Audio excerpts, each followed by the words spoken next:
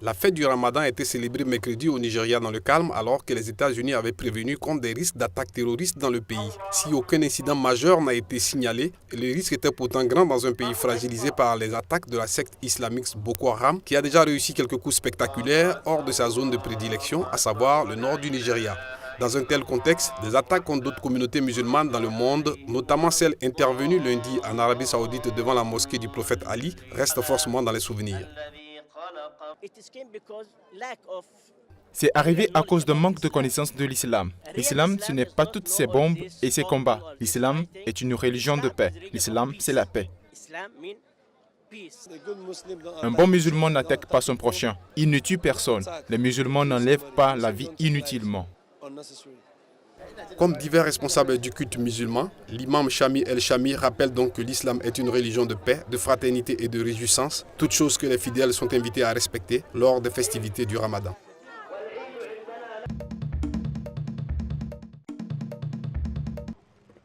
L'ancien sprinteur sud-africain Oscar Pistorius, amputé des 2 jambes et idole déchu des stades, a été condamné en appel à 6 ans de prison mercredi pour le meurtre de sa petite amie, une sentence bien inférieure à la peine planchée pour ce crime.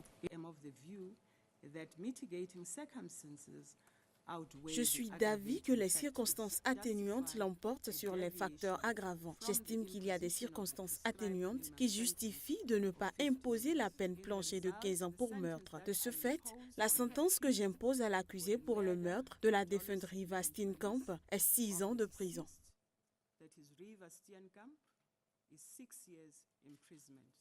Le sextuple champion paralympique de 29 ans, entré dans la légende en s'alignant avec les valides aux Jeux olympiques de Londres de 2012, encourait une peine minimale de 15 ans. À l'annonce du verdict, Pistorius a été immédiatement escorté par les forces de sécurité vers une cellule au sous-sol du tribunal. Depuis le 20 octobre 2015, l'athlète était assigné à résidence chez son oncle à Pretoria après avoir passé 1 an en prison.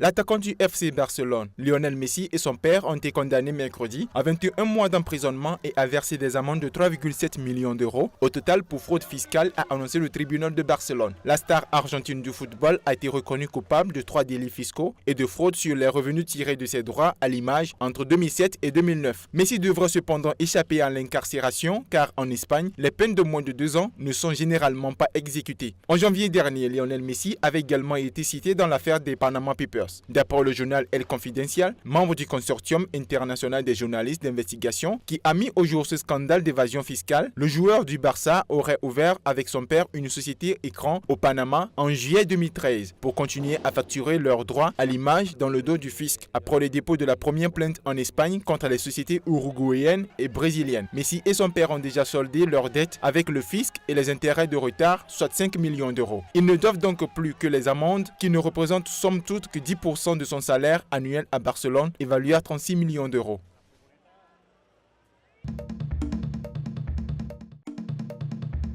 Le président des États-Unis, Barack Obama, s'est jeté ce mardi à Charlotte, en Caroline du Nord, dans la prochaine course pour lui succéder à la Maison-Blanche, louant les atouts d'Hillary Clinton, qui vient de voir son horizon judiciaire s'éclaircir. Je crois en Hillary Clinton et je veux que vous aidiez à l'élire pour être la prochaine présidente des États-Unis. C'est pour cela que je suis ici. Quelques heures plus tôt, le FBI avait recommandé de ne pas poursuivre l'ancienne secrétaire d'État dans l'affaire de l'utilisation de serveurs et d'une messagerie privée lorsqu'elle était à la tête de la diplomatie américaine. Aujourd'hui, après tout cela, alors que nous sommes passés de rivaux à partenaires, à amis, mon estime pour lui n'a fait que grandir. Plus que tout, nous allons bâtir sur la vision des États-Unis que le président Obama a toujours défendue. Une vision pour un avenir où nous construirons de grandes choses ensemble, pas en tant qu'État bleu ou rouge, mais en tant qu'États-Unis.